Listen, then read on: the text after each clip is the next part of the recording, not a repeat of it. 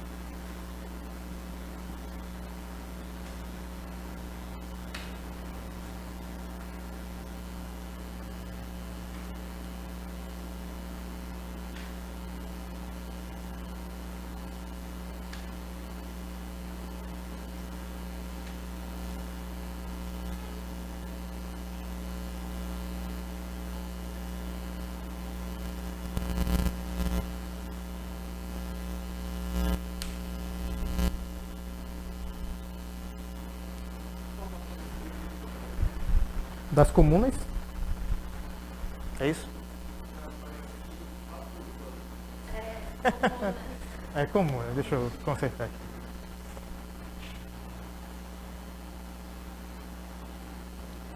Olha como melhorou.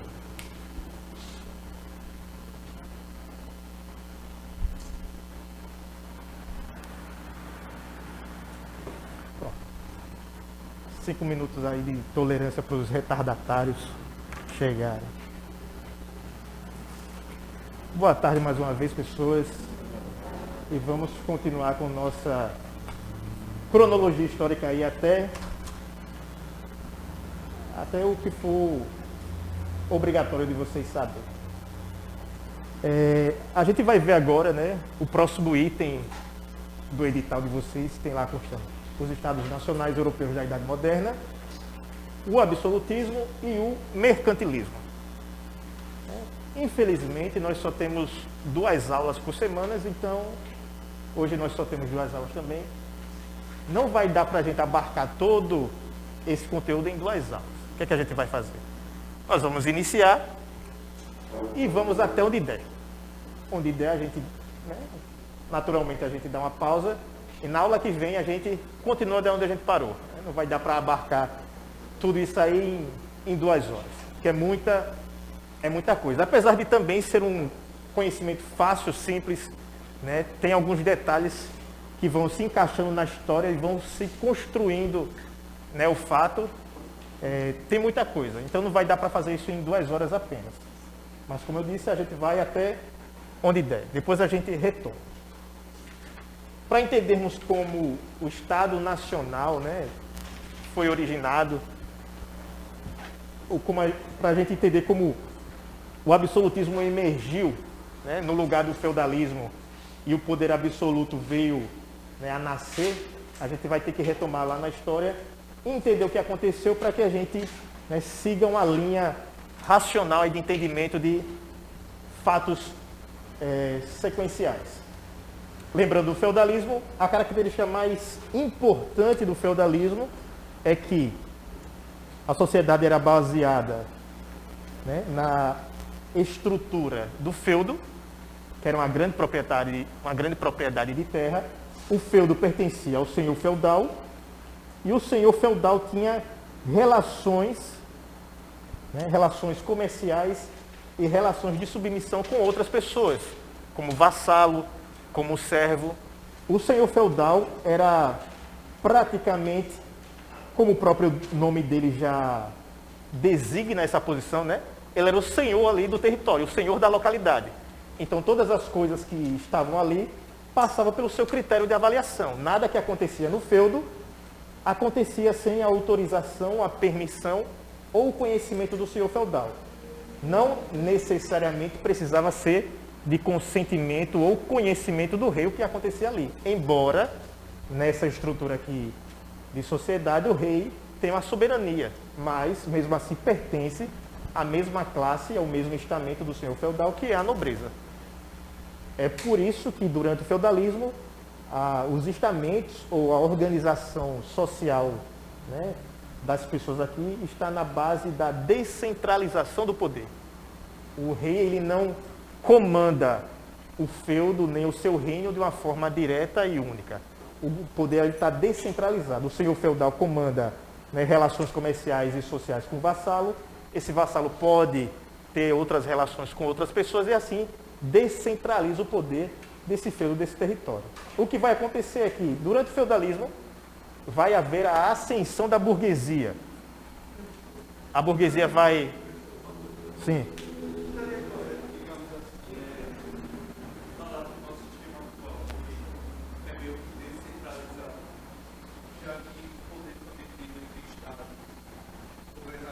O nosso poder descentralizado, assim, no rigoroso conceito, utilizando a rigorosidade do termo, porque a gente não tem o poder governamental do território onde nós vivemos na mão de uma pessoa só. Se está na mão de duas ou mais pessoas, não é centralizado. E ainda mais porque a gente vive sob um regime político democrático, né? Meio que político democrático liberal, mas ainda assim é democrático.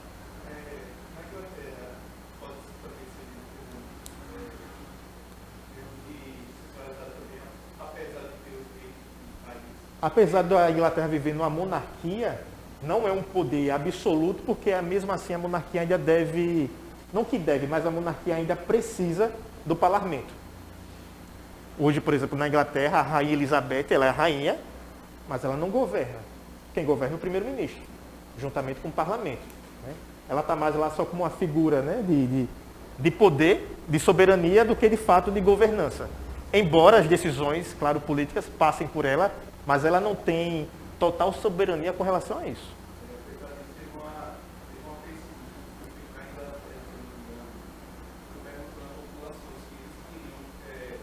Que a monarquia deixasse de existir. Eles disseram não.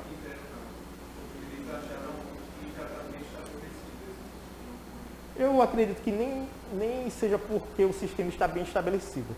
Aqui no Brasil, por exemplo, quando houve o governo militar, ele durou 21 anos, estava muito bem estabelecido, a ponto de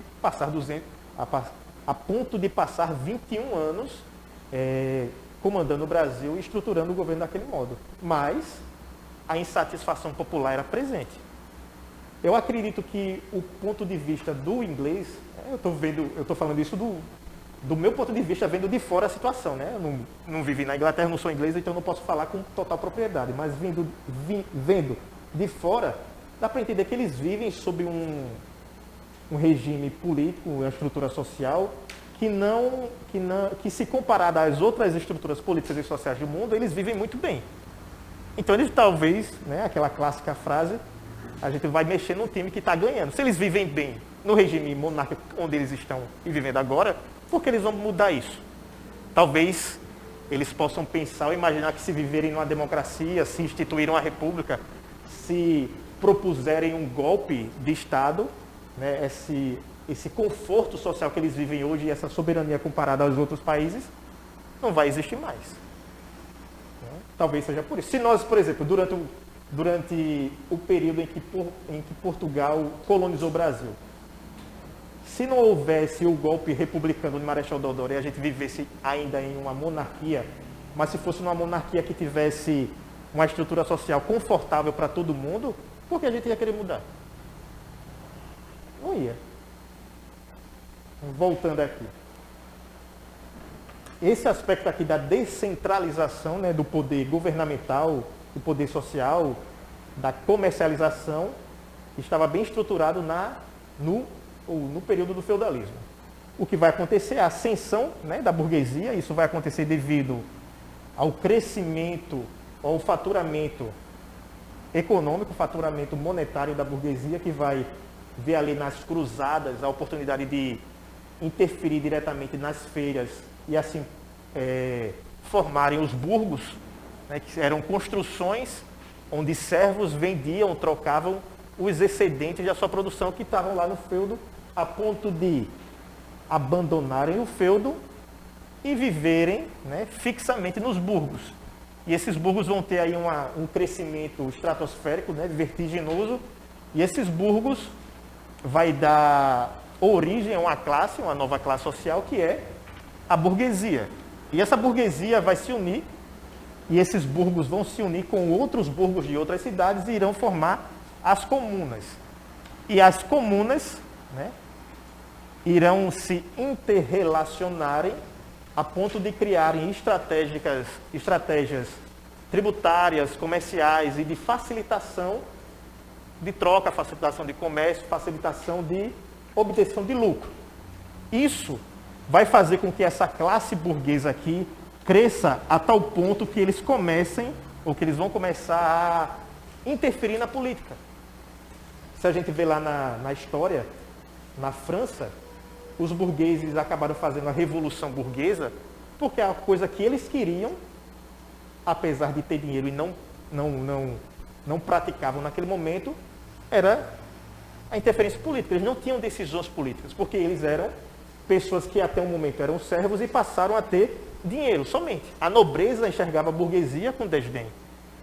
Mas, com o passar do tempo, se viu necessária a associação da burguesia com a nobreza e principalmente com o rei para ganhar poder, para ganhar apoio e para fazer as mudanças necessárias. Diante dessa situação, o que é que vai acontecer? Se vê claramente que essa situação daqui vai possibilitar, né, vai viabilizar um enfraquecimento do poder feudal. O senhor feudal aqui, que já não tem mais aquela facilidade de ter um servo fixo no seu território, porque o servo está, né, vislumbrando a possibilidade de ser livre e não se fixar ao feudo a ponto de ganhar dinheiro. E nós vamos ter também aqui o emergir, né, o nascer do poder absoluto devido a essa relação aqui que vai ter da burguesia com a nobreza, com o rei, e o enfraquecimento do feudalismo, desse sistema que vai se declinar a ponto de ser extinto e nascer os estados nacionais europeus. Oi. Os excedentes de produção ali, Sim. eles estavam ligados a novas tecnologias que eles criaram? Sim. Nesse período onde um servo acaba vendo a possibilidade de sair do feudo para ir para as feiras dos cruzados, para se tornar um burguês, esse excedente ele é derivado ou é fruto diretamente das tecnologias de produção que possibilitaram que a produção aumentasse e crescesse em número e diminuísse em tempo de produção. Foram os moinhos, foram o guindaste giratório, tem outra ainda. Oi? Uma vez eu estudei sobre uma Charrua. Transporte, né? E outro que é a roca, que é um instrumento que faz fios, que produzia fios, né? Por exemplo, colocava-se algodão lá na roca, a roca produzia o fio, e esse fio era transmitido ou era transferido para o tear, e o tear produzia o tecido. Alguém ia perguntar alguma coisa? Poderia falar que não teve realmente tecnologia por causa da restrição, Não teve o quê? aumento da tecnologia, por causa da restrição que a igreja fazia com a população. Não teve uma educação. Quando você pega o sentido original do termo tecnologia, você vai ver que ao longo do tempo, desde a pré-história até hoje, vai haver tecnologia o tempo todo.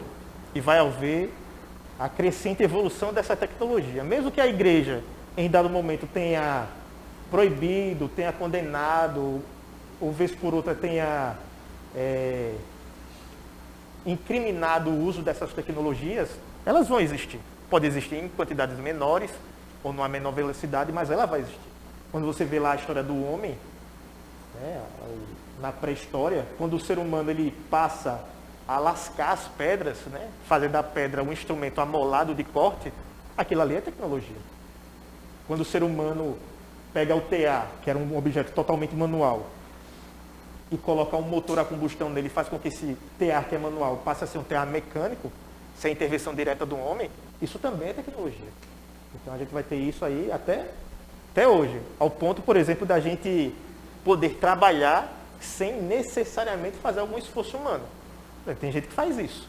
E o sonho de muita gente na tecnologia do século XXI é trabalhar sem esforço físico, né? A gente tem aí, por exemplo, a galera que quer ser trader, por exemplo. A galera que só quer ficar vendo o número gráfico e aumento de lucro. Esforço físico, nenhum. Tem um esforço intelectual ali para ver a possibilidade que se tem de ganhar dinheiro. Agora, tem os riscos, etc., mas isso é outra questão. É só para falar que durante toda a nossa vida aqui, enquanto ser humano, enquanto na Terra, seres terrestres, a gente vai ter tecnologia. De uma pedra lascada que possibilitou o homem cortar o animal, matar o animal, cortar o alimento, cortar uma carne, até você poder ganhar dinheiro sem vender produto nenhum, sem fazer nenhum esforço físico, puramente um dinheiro virtual. Né? Tem uma outra questão.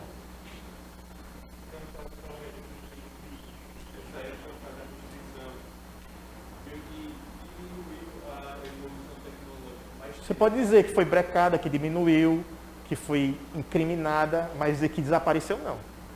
Tanto... Sim. Exato. Tanto que quando a gente começou a estudar, nosso primeiro assunto não. O nosso segundo assunto foi o renascimento comercial urbano. Né? Pressupõe-se pelo título que a comercialização ela foi extinta, ela desapareceu na Idade Média. Se é um renascimento, né, significa que ela reapareceu. Ou algo que estava morto ou extinto veio a tornar, veio a existir. Só que, durante a Idade Média, as trocas comerciais, o comércio, ele nunca parou de existir, ele não foi extinto. A questão é que ele foi tomado com uma maior força, ou ele foi revitalizado. É por isso que é muito mais coerente afirmar uma expansão comercial e urbana do que um renascimento. Mas, claro, isso aí é só uma questão de título. Vocês vão ver muito o renascimento comercial urbano mesmo. Mas, se for para ser criterioso quanto ao assunto, é uma expansão comercial. Da mesma forma que a possibilidade da igreja ter brecado o desenvolvimento tecnológico durante esse período. E falando em significado de termo, né? O significado de Estado moderno ou modernidade ou Estado nacional, né? Tem aí o seu significado histórico.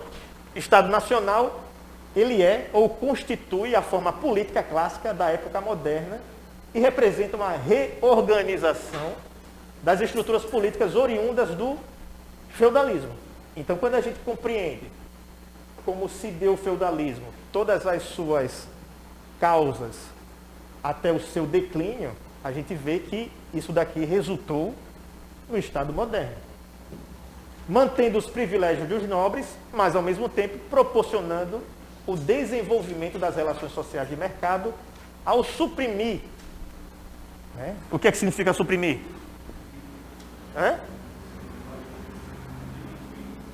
Diminuir a ponto de acabar. Suprimir barreiras econômicas e incentivar o comércio, promover a colonização, etc. Exatamente. A partir do momento que a burguesia, né, que a burguesia nasce como uma classe, forma os burgos, se transformam em comunas e fazem relações com outras comunas, essas barreiras econômicas aqui, elas passam a ser cada vez mais escassas a ponto de não mais existir.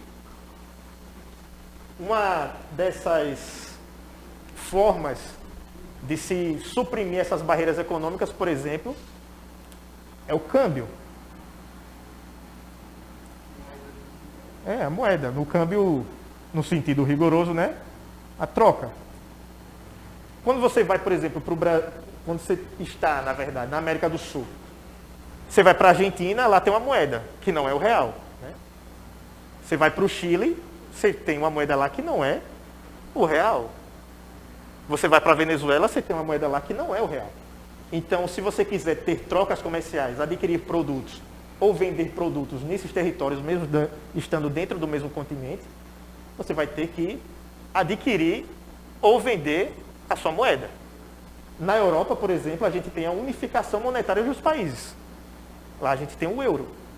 Então, para todos os países da Europa, né, com exceção acho que da Inglaterra, que não aderiu ao euro, você tem aí uma facilidade enorme de se comercializar, porque todo aquele território vai estar unificado monetariamente.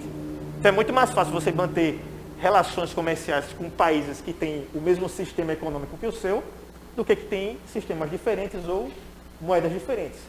Existe, inclusive, a especulação, não sei se saiu do papel, se deu à frente isso, do Brasil e a Argentina criarem uma moeda única, que se tornaria o peso real, para facilitar justamente essa comercialização aqui entre o nosso país e o país argentino. Não. Pelo contrário, ela aumenta, né, o valor da moeda.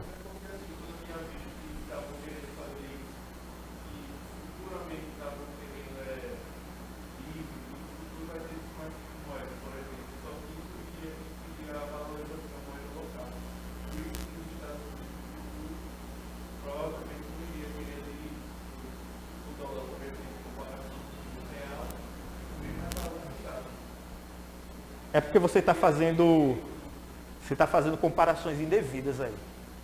Você não pode comparar a economia de um país subdesenvolvido, agroexportador como o Brasil, com uma economia imperialista, capitalista que é os Estados Unidos. Como dá para comparar o dólar norte-americano com o euro. O euro é um concílio, né, um acordo entre vários países europeus e tem um valor monetário lá em cima. O dólar americano é de um país único, é de um país só. Diferentemente do nosso real aqui. Existe a possibilidade de enfraquecer alguma moeda com isso? Sim, uma moeda de um país pobre em desenvolvimento, ou, como está nos termos geográficos, um país de terceiro mundo ou em desenvolvimento. O nosso país levaria prejuízo porque a nossa moeda se desvalorizaria. Mas se nós pudéssemos adentrar esse sistema e adquirir uma moeda de um país, né, imperialista como esse, ou de um país que tem uma moeda monetária reconhecida no mundo todo como superior, claro que a gente ia ganhar. A gente fazendo um acordo com a Argentina é um país, se não igual, mas muito semelhante com o nosso, com relação a desenvolvimento, industrialização, recurso econômico não, mas industrialização sim. Então não se tem muito o que ganhar com essa união. Mas imagine a América inteira, América do Sul, América Central e América do Norte, todas com uma única moeda. Imagina o Brasil adotando o real não, imagina o Brasil adotando o dólar americano, norte-americano. A gente ia ter muito o que ganhar com isso. Nessa época vocês fizeram isso, unificação da moeda? Sim, isso foi uma medida também que vocês fizeram, inclusive para garantir que o reinado dele fosse melhor organizado e melhor expandido. Se você tem um território e esse território é o seu reino, se ele tem várias divisões com relação à moeda, à língua, à religião, à cultura, você é um rei muito dividido, você é um rei que não governa o todo. Você tem mais influência em um do que em um outro. Agora, se você unifica esse território com língua, com religião, com moeda, o seu poder aí de governança está muito maior. É uma dessas formas, por exemplo, uma dessas teorias que explica o porquê do Brasil ter proporções continentais que tem hoje. Comparado ao território de outros países aqui da América, o Brasil é gigante. E por quê? Porque durante a colonização e o pós-colonização, o Brasil adotou o regime monárquico. E esse regime monárquico entendeu que todo o território ele precisaria ser explorado de uma forma única, igual e simultânea. Por isso as capitanias hereditárias, por isso a interiorização do Brasil, por isso a facilidade que Portugal fez com que o extremo sul do Brasil fosse colonizado, fosse ocupado, entre outras coisas. Essa supressão das barreiras econômicas só vai favorecer ao rei, só vai favorecer quem está no poder. E claro, incentivando o comércio, a classe comercial aí em ascensão no poder, como a burguesia, vai ganhar muito com isso. Inclusive, financiar, promover, facilitar, viabilizar, concordar com a colonização. Lembrando que a gente está aqui no século, né, o final da Idade Média, a Idade Média começa a declinar no século XI, né, juntamente com o feudalismo, e vai ter fim lá no século XV. Lembre-se que Portugal chegou aqui no Brasil em 1500. né? Ou seja, em meados do século XV, ou depois do século XV, século 1000, por exemplo, 1501.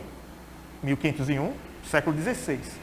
É nesse período aqui que isso daqui ganha uma força tal e as expansões marítimas e coloniais começam a ganhar toda a força. Quando Portugal veio aqui para o Brasil, veio com investimentos da burguesia e com o apoio da nobreza. Para quê? Para realizar um tipo de comércio que estava sendo estruturado a partir do declínio da Idade Média, que era o mercantilismo.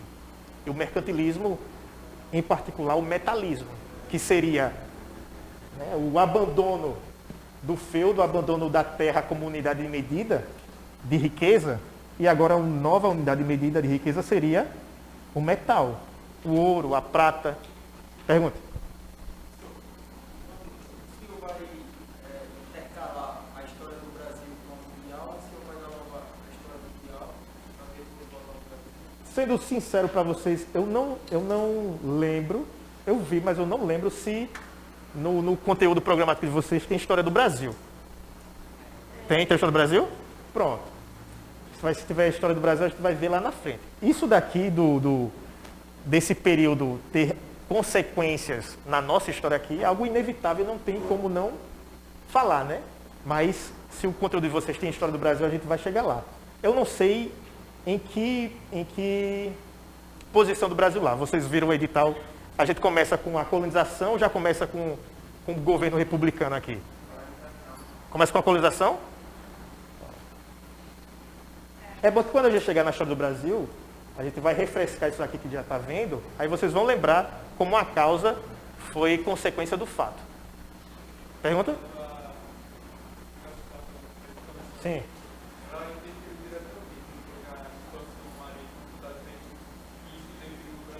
Exatamente. Além dos burgueses e a nobreza se juntarem, né, claro, com o apoio do rei, se juntarem para colonizar outros países à procura de metais, né, que é a característica do primeiro momento do mercantilismo, que é o metalismo, a principal, ou uma das principais causas da expansão marítima, juntamente com essa, é uma que a gente tratou nas aulas anteriores, que é o aumento populacional europeu e a não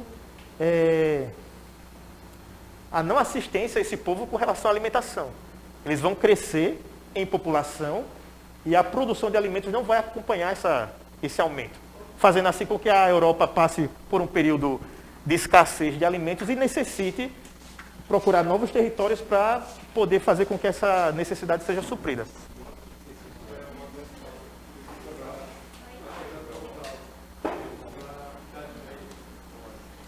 Eu não consegui ouvir a sua pergunta, por favor, fala mais alto.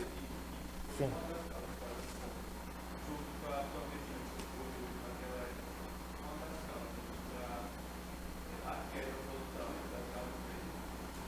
Também, a Idade Média principalmente tem o seu declínio, o seu fim, devido ao enfraquecimento do poder feudal, devido à ascensão da burguesia e devido à necessidade, né, de alimento que a população europeia passava naquele momento. Não se tinha outra alternativa a não ser procurar saciar essa necessidade. E fizeram isso como? Procurando novos territórios para colonizar. Nesse declínio aí, houve uma divisão na nobreza. Eles ficaram mais pobres. Na nobreza, nesse período, o que é que vai acontecer? Vai acontecer uma divisão, mas não uma divisão de riqueza. Vai acontecer uma divisão de interesse.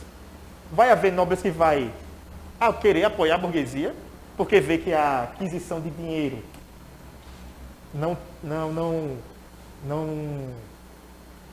vai ver que a aquisição de dinheiro não é outra alternativa a não ser essa, a possibilidade de se reerguerem novamente como uma potência, como uma supremacia, como um grande reino. E vai ter aqueles que vai estar do lado do rei e querer que a burguesia não tenha acesso a essa ascensão. Imagine o seguinte, imagine que na sociedade como a gente está hoje, existe alguma classe, uma classe social, por exemplo, dos trabalhadores. Vamos esquecer, Vamos imaginar aqui que há uma consciência de classe aqui dos trabalhadores e os trabalhadores comecem a ter uma consciência tal que comecem a dominar o meio político, o meio comercial, o meio industrial, o meio intelectual e queira crescer isso a ponto de querer tomar o poder e de governar a seu modo. Vai ter pessoas hoje que estão no poder que não vai querer que isso aconteça. Por quê? Porque o poder que está ali sendo estabelecido por essas pessoas vai se perder se isso for permitido. A mesma coisa. Vai existir nobreza aqui que vai ter, né, conflitos de interesse com a burguesia e com o rei, porque querem manter os seus cargos ou porque temem que os seus cargos sejam extintos ou decaiam, e vai ter outros que vai se apoiar na burguesia justamente porque vislumbram aí a possibilidade de crescerem muito. Justamente os nobres que se juntaram com a burguesia e apoiaram a burguesia nessa ascensão aí social, faturaram muito depois. Porque fizeram essa conciliação, essa assimilação da burguesia juntamente com o rei, e a burguesia fez isso com a nobreza. Você não consegue chegar a quem está lá no poder diretamente, você tem que ter uma intermediação aí. E a nobreza fez isso com algumas pessoas da burguesia, e quem fez isso, sendo da nobreza, né, conseguiu aí ser bem visto junto à nobreza e conseguiu manter o seu cargo ou, juntamente com a burguesia, crescer. Tanto que uma das características do Estado Nacional é a manutenção do privilégio dos nobres. Eles não perderam os privilégios. Agora, o que vai acontecer é que uns vai poder ter ou puderam ter mais privilégios do que os outros, porque apoiaram a burguesia ali. Oi. O fato da burguesia eles queriam incentivar porque eles almejavam pegar o poder. Exatamente. Imagine, né, a nobreza vendo a burguesia crescer, influenciar politicamente, em conjunto com a influência política, a influência econômica também. A nobreza que estava esperta com relação a esse acontecimento se vê, eu vou me juntar ali porque se eu estiver do lado deles, melhor para mim, né? Se eu estiver contra eles, se acaso tiver uma revolta, tiver um conflito, ou eles ganharem o poder, eu vou ser rejeitado dessa nova ordem aí de governo. O Estado moderno. O Estado moderno surgiu a partir da união de diversos feudos existentes no continente europeu, e a formação do Estado moderno é dividida em 4 fases. O Estado moderno, Estado liberal, a crise no Estado liberal e o Estado democrático liberal. A gente vai ver essas 4 fases aí. Não nesse conteúdo, não no de hoje, mas a gente vai ver isso aí ainda. Nasceu no século XV, né, o fim ali da Idade Média, com o desenvolvimento do capitalismo mercantil, registrado em Portugal, na França, Inglaterra e Espanha. Nas 4 nações, o Estado moderno surge a partir da segunda metade do século XV e posteriormente é observado o seu surgimento também na Itália. É interessante a gente relacionar isso com a história daqui da América, em especial do Brasil, que é justamente nesse momento aqui que a colonização americana por Portugal e pela Espanha, né, acontece. Outros países vão querer invadir, tomar o espaço colonial que Espanha e Portugal já conquistou, como a Holanda, a França, a Inglaterra também, mas não tão proeminente como Portugal conseguiu. Né? Por várias questões que a gente vai ver isso aí quando a gente estiver estudando a história do Brasil. As escolas náuticas, a outra característica que permitiu Portugal ser pioneiro é Portugal vivia um tempo, e um longo tempo de paz. Não tinha um conflito interno como tinha a Espanha, que precisou passar por vários conflitos de reconquista. O pessoal estava querendo invadir a Espanha, eles estavam preocupados em manter o seu território. Não houve conflitos civis internos, sociais, como houve na França. Tinha tecnologia, tinha embarcações, tinha uma escola náutica, tinha paz e tinha dinheiro. Portugal disse, bora expandir o nosso território aqui, bora para América. Aí chegaram aqui no Brasil por isso. Chegaram aqui no Brasil primeiro por isso. Pela unificação dele também, unificando os reinos, né, de Castela e Aragão, não, Castela e Aragão, Espanha. Sim, de Aves, fazendo com que o reino fique unificado, fique centrado nas mãos de um ou de poucos, né, fez com que o reino fique unido. Tanto que a gente vê quando Portugal chegou aqui no Brasil em 1500, e em 1822, quando houve a independência do Brasil,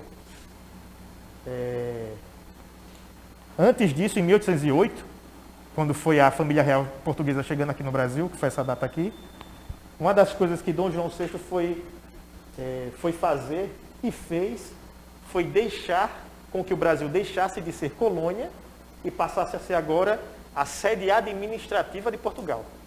O Brasil deixava de ser uma simples colônia para ser a sede da coroa portuguesa. Tanto porque eles viviam num período de paz, de tranquilidade, e podia fazer isso. O que veio a acarretar em Portugal, na Europa, um conflito interno, que é a Revolução do Porto. Quando a gente chegar na história do Brasil, a gente vê isso. Então, no finzinho aí da Idade Média, declínio do feudalismo, os estados modernos nascem basicamente nesses 4 países aí: Portugal, França, Inglaterra e Espanha. Posteriormente, surge lá na Itália, né, tardiamente. Essa união de Portugal e Espanha. A União Ibérica, né? Eles fizeram essa união que está dentro do assunto do Brasil, né? Que a gente trata ali sobre as expansões marítimas europeias. Espanha e Portugal fizeram a união porque eles viram que não davam para competir nas invasões americanas. Aí o que eles fizeram? Vamos fazer um acordo, né? Já que a gente vai ficar aqui entrando em conflito em quem chega no território e quem coloniza tal território, a gente faz um acordo, né? E um dos tratados desse acordo foi, por exemplo, a demarcação daquela linha imaginária, como é o nome dela? Tordesilhas, o Tratado de Tordesilhas, né? De um lado ficava Portugal, do outro ficava a Espanha. E assim eles entraram no acordo. Essa união ibérica acontece por isso. Depois, né, a Espanha percebe que nesse acordo eles tiveram muito prejuízo e Portugal nem sempre respeitava esse acordo, né, atravessando aqui a linha e conquistando territórios que teoricamente não seria deles. Aí eles vão e o acordo é desfeito e Espanha e Portugal, né, se desfaz aí nesse acordo amigável. Um dos motivos para acabar com esse tratado de Tordesilhas foi a província de Sacramento. Seria ela? Também, não só ela, como tem vários. O motivo principal é Portugal invadir ou não respeitar o limite, o acordo. Além do que, o Tratado de Tordesilhas favorecia muito mais Portugal do que a Espanha. Se você vê geograficamente onde ele está traçado, os territórios ocupados do lado de Portugal são muito maiores e melhores do que os espanhóis. Ali no território espanhol, por exemplo, tem um monte de água, de oceano. Não tem território, não tem terra para explorar. As terras estão aqui, Portugal. O Estado moderno surge, né, a partir da crise do feudalismo. No modelo feudal não havia estados nacionais centralizados. Os senhores feudais é quem exercia os poderes políticos sobre os seus domínios sem ter que responder a um poder central estabelecido. Coisa que a gente já viu. O senhor feudal era o juiz, o advogado e o carrasco. Ele não respondia diretamente ao rei, apesar do rei ter um poder, né, soberano, mas o rei também pertencia à nobreza e dava autoridade ao seu feudal para administrar o feudo da forma que ele bem entendesse. Tanto que os feudos, com comparação ao território, cada feudo era autônomo, era independente. Era administrado da forma que o seu feudal bem entendesse que seria. O poder dos senhores feudais era partilhado com o governo das cidades medievais autônomas, que eram conhecidos por comunas, que foi a junção de vários burgos. Estas tinham autonomia para regulamentar o comércio, estabelecer impostos, garantir a liberdade dos cidadãos e controlar os processos judiciais. Você vê aí que uma instituição que surgiu a partir de trocas comerciais em feiras livres passa a ter uma autonomia e estabelecer um poder totalmente independente do rei. Pergunta.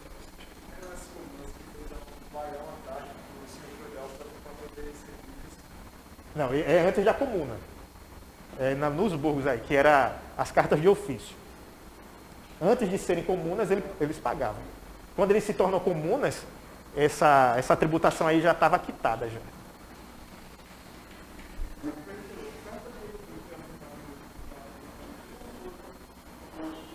Não. Desculpe, é a carta de franquia essa. A carta de ofício é a união dos mestres de ofícios de mesma profissão. O pagamento do tributo é a carta de franquia. Carta de ofício é outra coisa. Oi. Não ouvi. Sim, corporações de ofício. Pergunte. De que maneira, eu verifiquei que as cidades podiam fazer, Sim. as comunas, mas o que era essa partilhação de poder com o senhor feudal? Tipo assim, o que o senhor feudal tinha poder para fazer nessas comunas? O que o senhor feudal tinha poder para fazer na comuna era a única coisa que ele fez, cobrar para utilizarem o feudo. Porque apesar de ser uma comuna e ter uma estrutura independente do rei e do senhor feudal, ainda estava no feudo. E ainda estava no reino. Então, de qualquer forma, devia alguma coisa para esses dois senhores aqui. Por isso, a cobrança da carta de franquia. As comunas elas viviam dentro do banco reservas ou de uma... O que é que vai acontecer? Quando os burgos começam a ser construídos, que são construções que a burguesia vai morar, esses burgos começam a ocupar um vasto território e depois essas divisões aí não vai mais muito importar.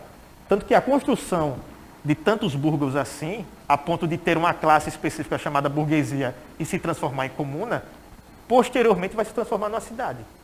Que os exemplos que eu trouxe aqui para vocês, como Nuremberg, as cidades que terminarem com Berg, Burgo, são cidades que surgiram a partir aí dessa estrutura. Então, o território comum, o território do servo, o território do senhor, o território do rei, com o passar do tempo vai não importar mais essa divisão. Porque estão muito mais interessados em ganhar dinheiro do que respeitar aquele estamento que foi estabelecido lá no senhor feudal, lá no período do feudalismo. O declínio do feudalismo ele se dá nas condições que a sociedade está, nas consequências e principalmente nos interesses. No início do feudalismo, na alta Idade Média, o dinheiro não era uma preocupação. A acumulação de capital não era uma preocupação do senhor feudal ou do servo da nobreza. Essa preocupação de acumular capital vai surgir aqui, com a burguesia. Tanto que vão acumular tanto capital que o dinheiro vai dar a eles uma importância maior do que eles tinham antes do capital.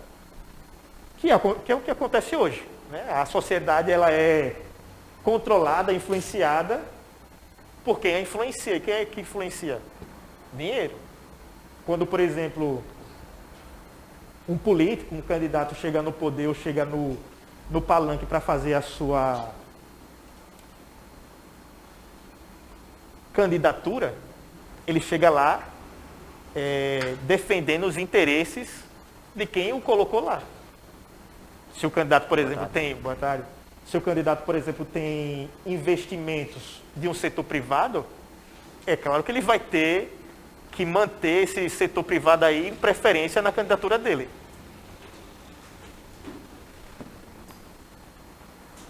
O Estado moderno é fruto de um processo de cerca de 3 séculos para se estabelecer.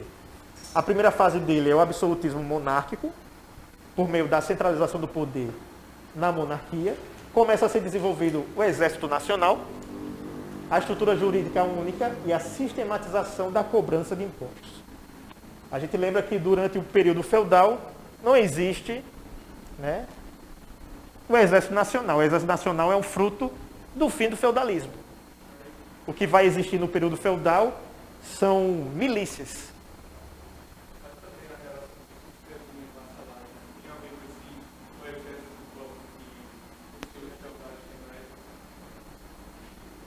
Não, porque você não pode chamar de exército se está aqui no feudalismo. Não é exército. Não é exército, é guerreiro, é milícia, pode ser um grupo armado, mas exército não.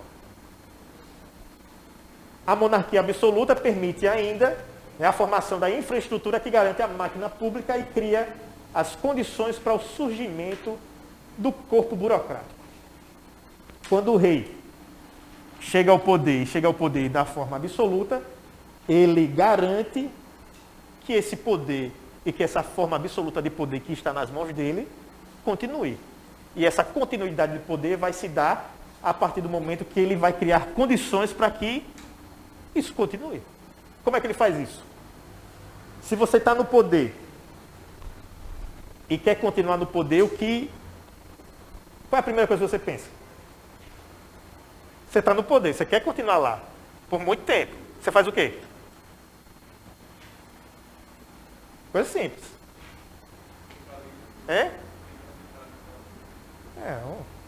Justamente o oposto. A gente não está falando aqui de poder, a gente está falando aqui o que é que você faz. O poder é seu, o poder está na sua mão, é absoluto.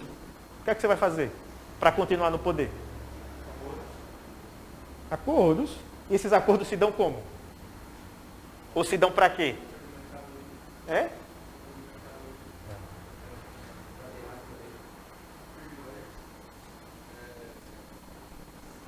Você vai... Leis.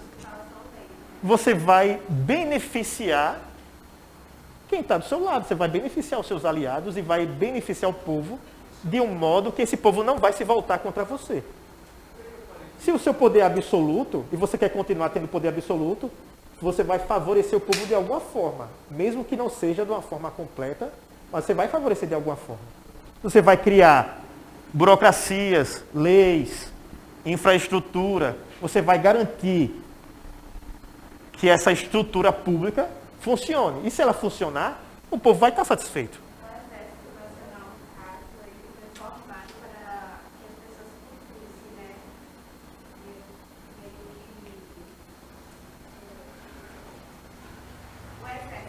Sim. Uma forma para que as pessoas respeitassem as leis, os comandos do rei. Também. Lembrando que no período feudal não existia o exército, existia uma milícia armada, o que é que vai acontecer?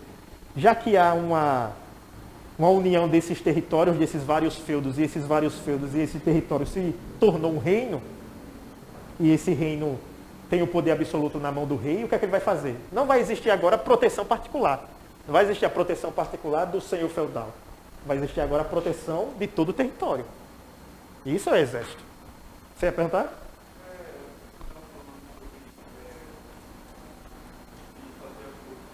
ideia de paraíso fiscal, fazer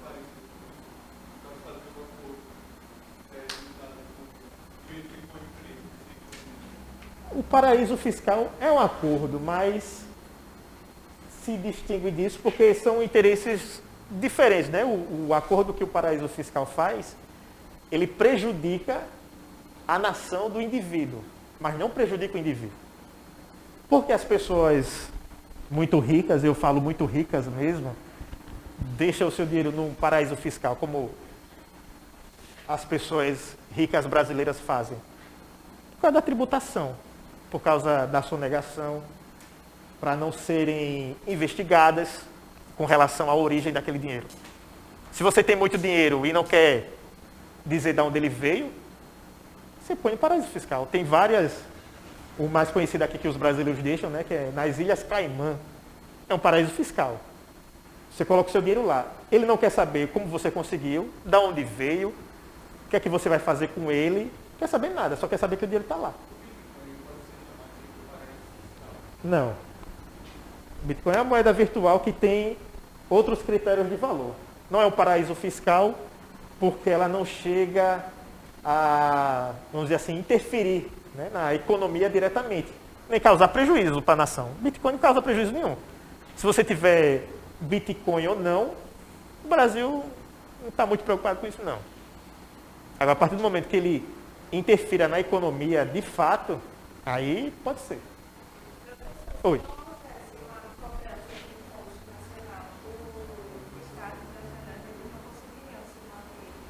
Se houvesse o quê? Se não houvesse Sim. sistema de cobrança de impostos, Sim. sistema nacional, Sim, a nação, né, o Estado Nacional precisa se manter de alguma forma. E se mantém a partir de imposto. Imposto principalmente sobre as relações comerciais, sobre o comércio. A economia na história da humanidade, na história, né, das sociedades, ela vai interferir diretamente em todas as consequências. Tudo está em volta, ou dentro, ou ligado intimamente à questão econômica. Seja ela com relação a dinheiro de fato como a gente conhece hoje, ou alguma moeda, ou algum objeto que vai ser a unidade de riqueza. Ou é o metal, ou é terra, ou vai ser uma moeda. Ou vai ser uma posição, vai ser alguma coisa. Esse Estado moderno ele vai ter, né, algumas características, e são características que você pode ver, como as descritas aqui, que são características unificadas. Um só poder, um só exército, autoridade soberana do rei para todo o território, independente da classe que tenha um indivíduo nesse território, do mais pobre ao mais rico, da nobreza, do clero, a administração e a justiça unificada, a criação do sistema burocrático. E a outra coisa é a autoridade do rei vai ser uma autoridade superior à autoridade da igreja.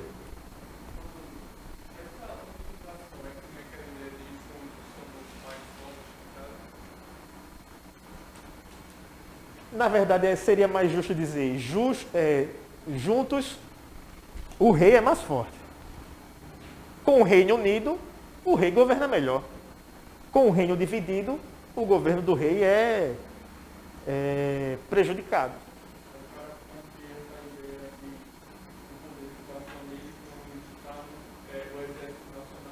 Tem um exército nacional, tem uma tributação única, um corpo burocrático único, uma jurisdição única também. Aí vai se tornar a universalização da lei, né? Assim, a lei é essa, independente de quando ou como ou a quem praticar ou a quem infligir, tem que ser aplicada.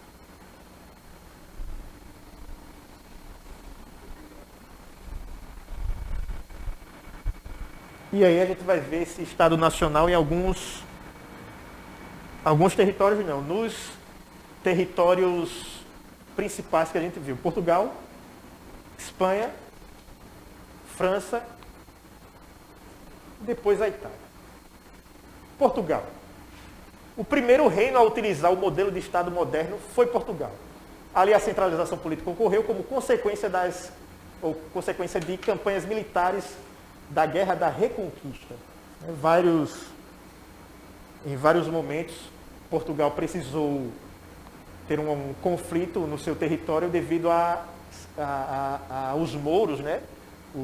As pessoas que professavam a fé islâmica tentarem conquistar Portugal. E devido a essa reconquista, essa tentativa de unificar o território, ou de vencer essa invasão, o Estado moderno português foi criado.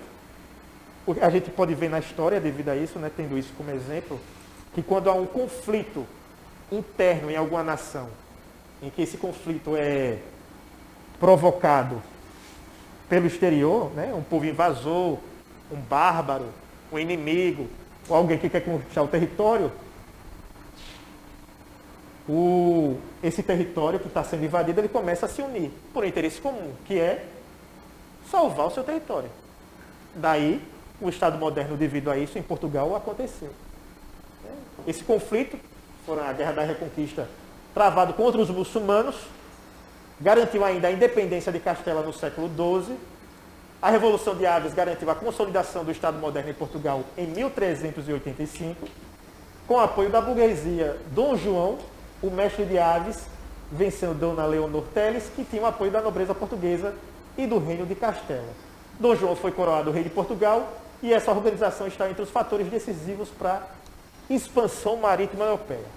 Além da quantidade de pessoas, né, da densidade demográfica ter crescido na Europa, além do declínio do feudalismo, a gente tem como principal fator o pioneirismo português, né, a unificação do poder. A ideia do poder na mão de uma pessoa só, do rei. Se, nesse momento, houvesse a possibilidade de Portugal não ter um rei, ou de não ter um poder unificado, Portugal talvez não tivesse sido pioneiro, né, nas expansões marítimas. Talvez eu não tenha nem se atrevido a fazê-la. Oi. Então, João aí é o pai ou avô do sexto, né? Não, é o sexto. É o sexto. Ele se torna Dom João VI a partir do momento que ele é rei. Antes de ser rei, ele é chamado só de Dom João. Como Dom Pedro. Dom Pedro se chama Dom Pedro I quando ele se torna imperador. Antes de ser imperador, é só Dom Pedro.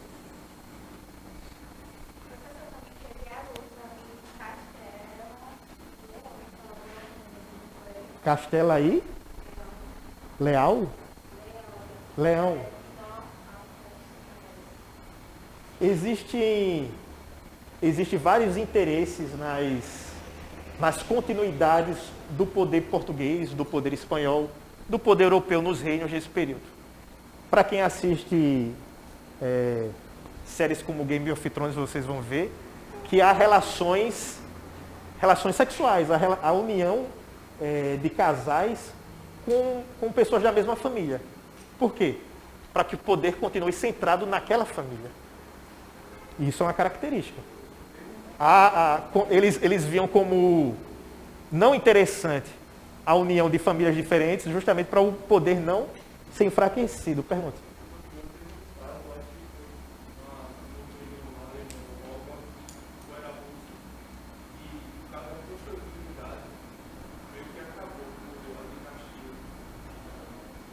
É uma possibilidade, né? O fator consanguíneo, ele impede que herdeiros sejam, né, existam de uma forma saudável. Pode vir com alguma doença genética, hidrocefalia, essas coisas aí. Por isso também era muito perigoso isso. E a gente vai ver, né, esse Estado moderno, Espanha, França e Inglaterra. Diga.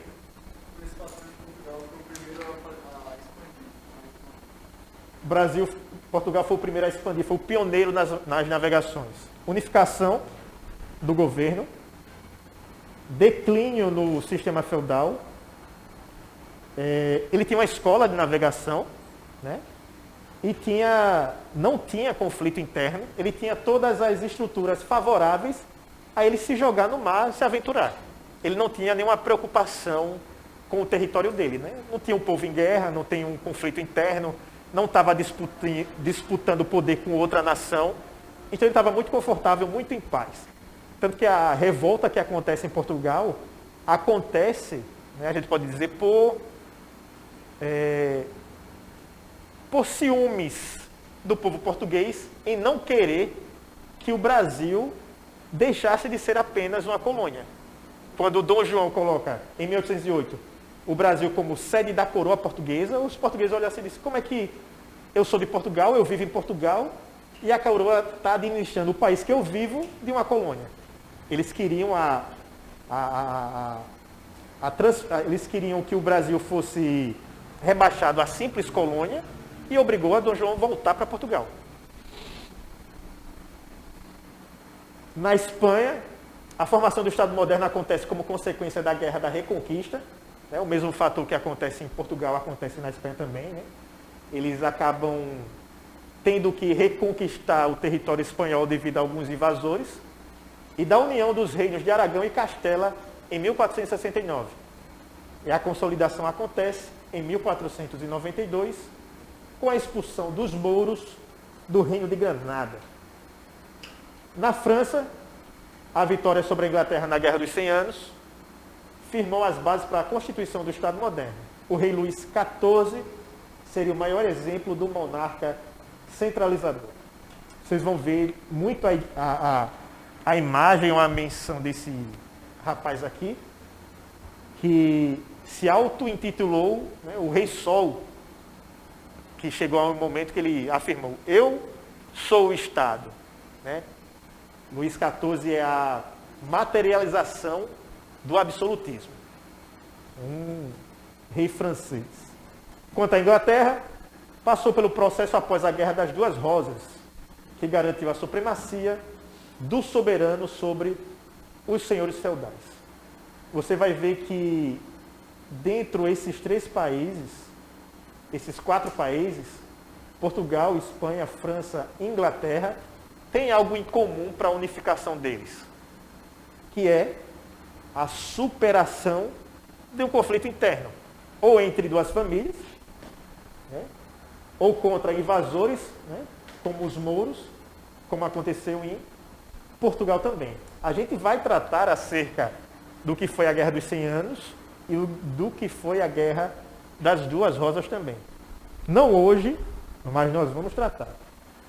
E eu trouxe aqui para vocês só a síntese desses dois acontecimentos para que não fique, né, só a informação solta. A Guerra dos 100 Anos, que na verdade durou 116. França e a Inglaterra se envolveram em um conflito que marcou a passagem do mundo medieval para o mundo moderno. Na chamada Guerra dos 100 Anos, as tropas francesas e inglesas se colocaram em combate devido a disputas de ordem econômica e política. A gente vê isso aí durante todo o período da humanidade. Lá na Grécia, séculos antes de Cristo, a Grécia era um território único, mas que possuía subdivisões. E cada subdivisão dessa era uma cidade, ou como os gregos chamavam, cidade-estado. Tinha Esparta, Atenas, Tebas, Corinto, cidades-estados. As características das cidades-estados eram autonomia política, autonomia econômica, autonomia intelectual e não tinham relações de dependência com as outras cidades. Só que, vez por outra, uma cidade, ou mais de uma cidade, queria o domínio da Grécia. Queria comandar a Grécia. É nesse processo que acontecem guerras. Mesmo estando no mesmo território, a Europa, França e Inglaterra travam um conflito aqui, e um conflito para estabelecer um domínio econômico, um domínio político, um domínio de influência. É nesse período aqui, por exemplo, que acontece a Guerra do Peloponeso e etc. Esparta e Atenas, principalmente, são dois inimigos que ficam se degladiando o tempo todo e se menosprezando. A gente vê essas repetições aqui continuadamente. E foi uma dessas repetições aqui que acontece entre França e Inglaterra. Alguém sabe aqui quem é essa senhorita? Ela mesma. Professor, Diga. como é que a França venceu essa guerra? Deixa eu lembrar. Não lembro agora. Mas eu vou responder a sua pergunta na próxima aula. Tem a Guerra das Duas Rosas também. Duas famílias inglesas Quem assistiu aqui uma série chamada acho que é The Tudors, fala sobre, né, sobre essas famílias, foi? Que são duas famílias que entram em processo aí de tentativa de domínio. Duas famílias eram provenientes da dinastia Plantageneta, que ocupou o território britânico durante um longo período. No entanto, a crise dessas duas famílias se deu por conta da morte do rei Eduardo III e a sucessão do trono às mãos de Henrique VI. Quando existem uma família real que acabam se unindo e tornando-se uma só, quando o rei ou quem está no poder acaba morrendo e a sucessão do trono precisa ser passada, havia esse conflito. É por isso que em muitas sociedades se dava o casamento, a união de pessoas da mesma família, para não ter esse tipo de conflito aí. São duas famílias que pertencem, né, à mesma origem, que estavam disputando o trono.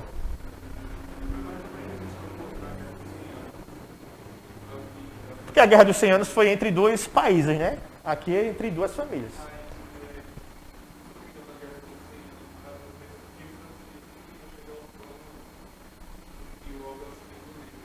Um queria ser soberano ao outro. Um queria ter um poder maior do que o outro. Por isso a guerra. Não existia uma possibilidade de um acordo amigável deles viverem conjuntamente. Um deveria ser superior. Por isso a guerra. Agora, abrindo um parênteses aqui para uma pergunta. Vocês já imaginaram se houvesse esse tipo de conflito hoje? Imagine se, sei lá, imagina aí um país aqui da América do Sul quisesse, estou vendo ali a possibilidade da gente conquistar o Brasil numa guerra armada, num conflito armado. Vocês acham que o Brasil teria condições de resistir a isso? Sim? Sim? Depende? De quê? Olhando assim, pelo tamanho do país e tal, eu diria que sim. Só que a gente não consegue nem, pelo nosso tamanho, a gente não consegue nem tomar conta da fronteira direito e tal. Talvez a gente não tivesse tanto controle assim.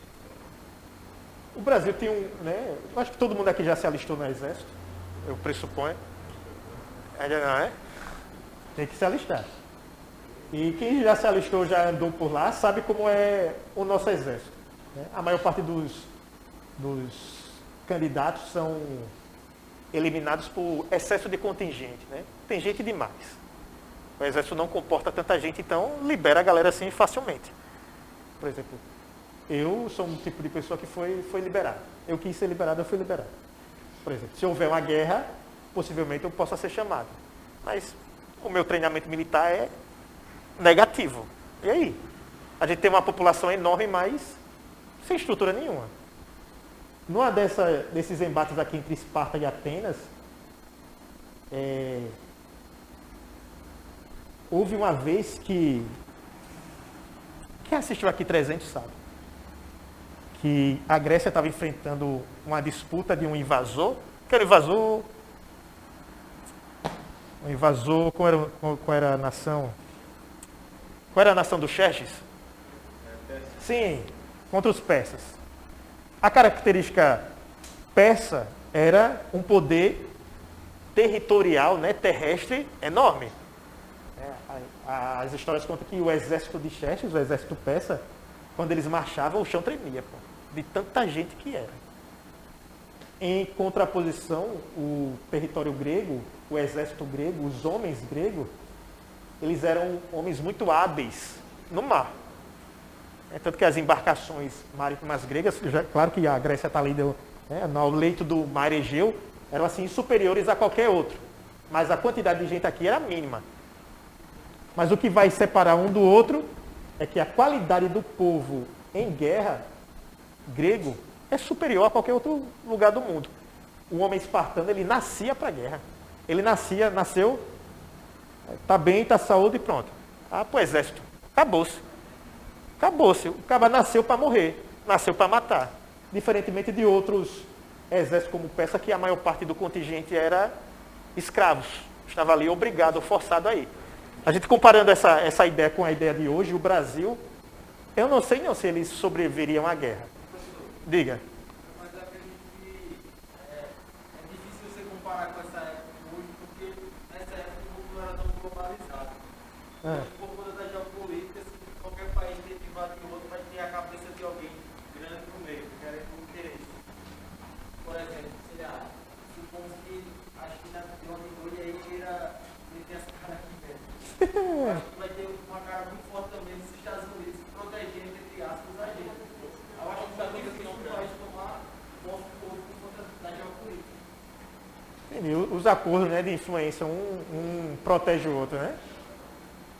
Se você entrar em guerra comigo, então você entra em guerra com o outro também. Na Ucrânia? O que é que está acontecendo lá?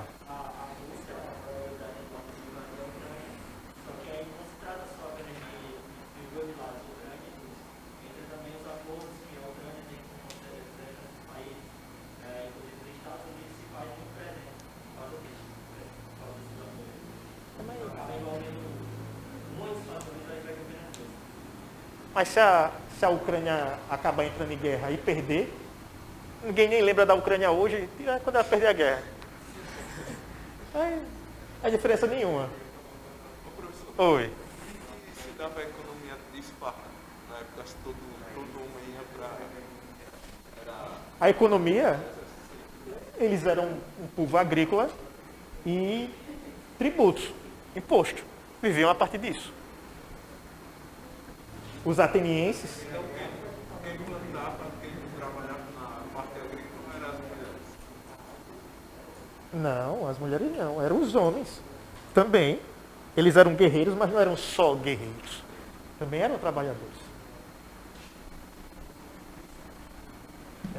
Voltando para encerrar o nosso assunto aqui sobre guerra, eu não acredito na força bélica do Brasil. Isso é ótimo para uma turma de 7 anos. É? Isso é ótimo para uma turma de 15 Para que quando vocês entrarem lá, você disse, rapaz, bora melhorar aqui. Aí vocês melhoram. Você bora dar uma sustância aqui na alimentação desses soldados aqui, bora comer cuscuz com galinha véia, bora levantar uns pesos ali, bora parar de ficar pintando o meio fio e começar a treinar de verdade. A graça da família não é igual antigamente, que era Claro, né? Os fatores é totalmente outro. A gente tem muito mais tecnologia ao nosso favor do que a necessidade de a gente utilizar a mão de a força humana bruta. Não tem necessidade. Se a gente tiver uma tecnologia capaz de suportar um ataque, ele vai se embora. Por exemplo, eu sei que a Marinha Brasileira é sensacional.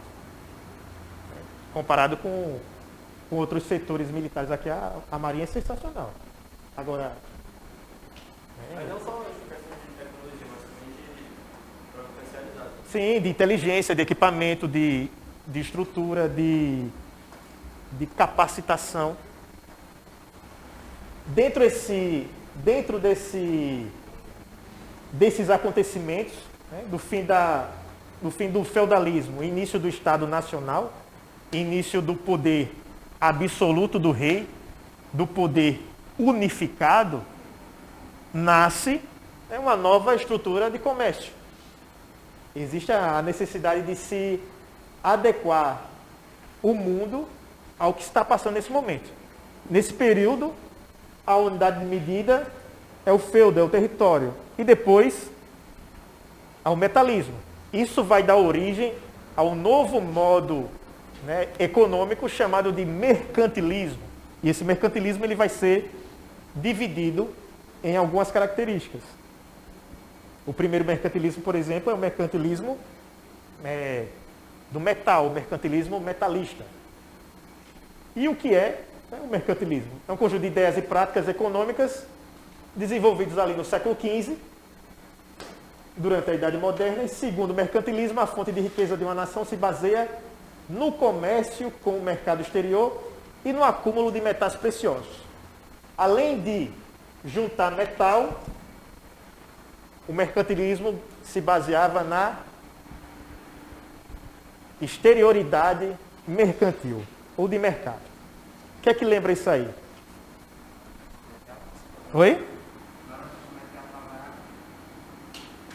Eu não ouvi nada, não vou mentir. Balança comercial. Exato. Balança comercial favorável. Compra, venda. Importação, exportação. A partir do mercantilismo, esse fator aqui é o que vai determinar a riqueza de uma nação. Quanto mais se importa, quanto mais se compra, mais dinheiro a nação gasta.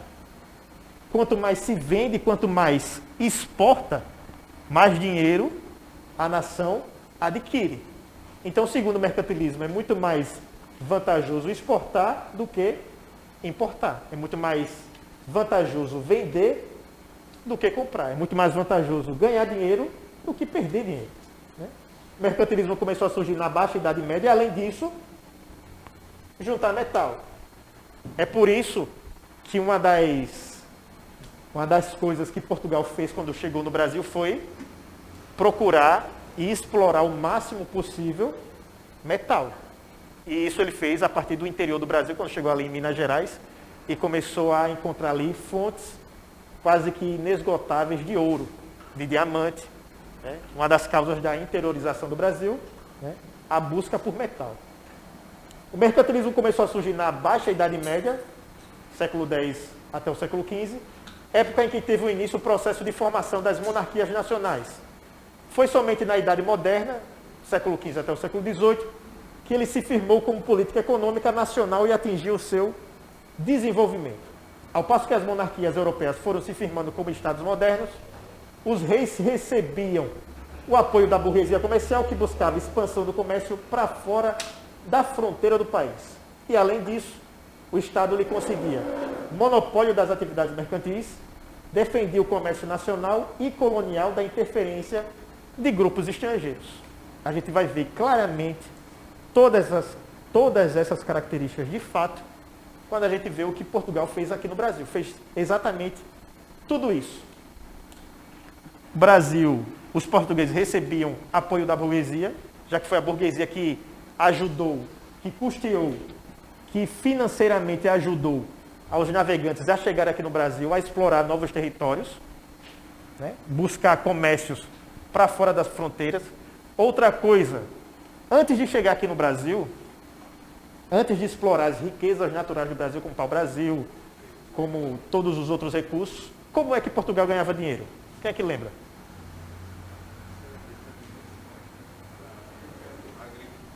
Não. Sim. Antes de ele explorar a colônia, como é que ele ganhava dinheiro? Não.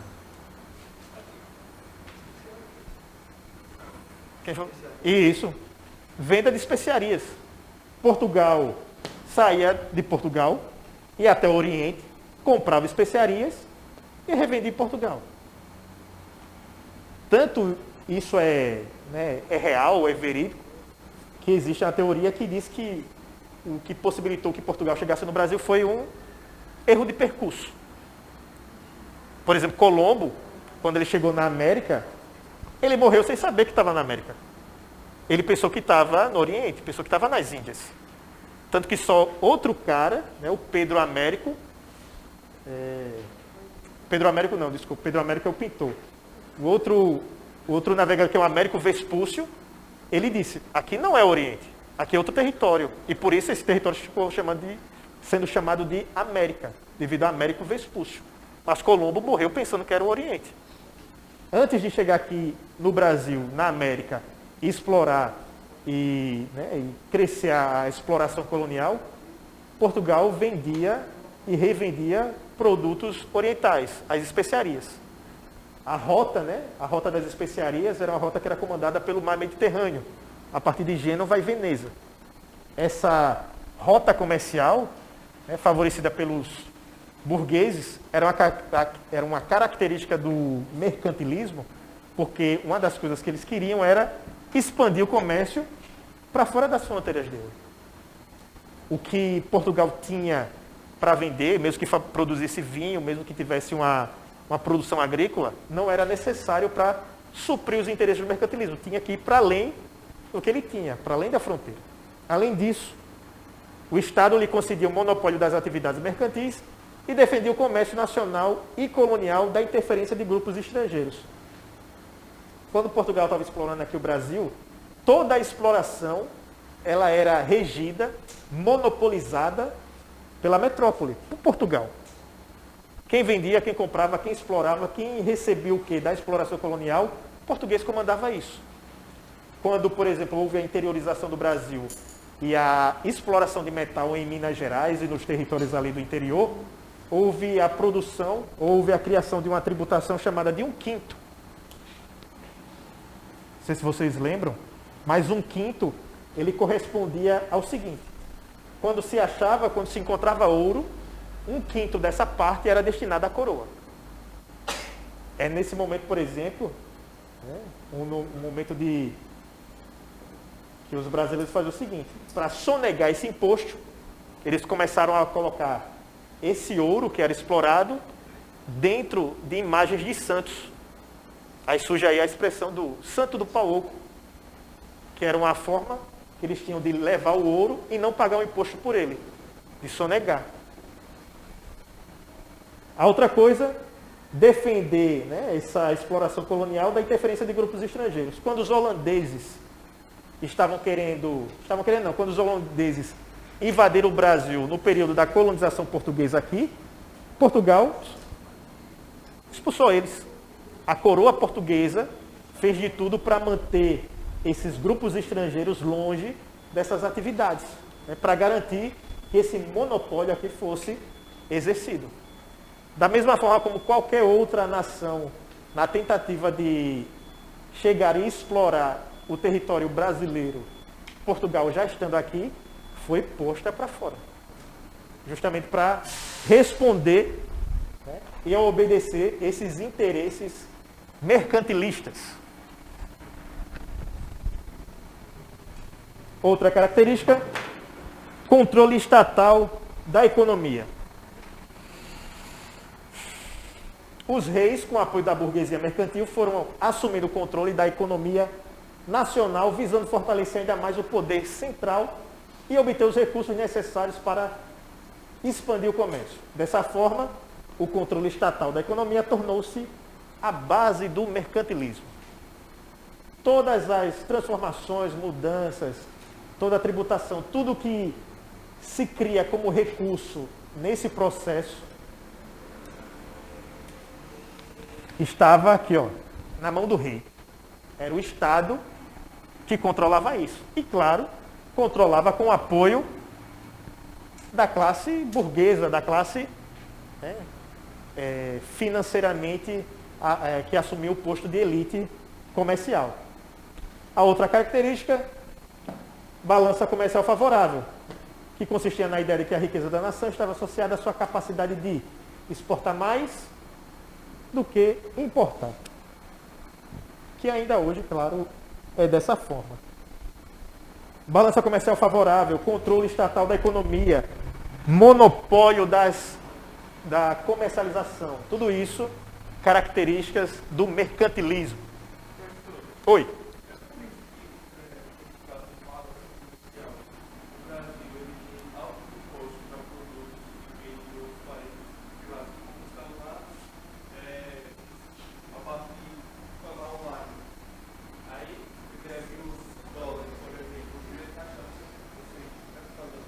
É disso. Uma das características do mercantilismo, a gente vai chegar lá, que é esse fator aí, isso é chamado de protecionismo.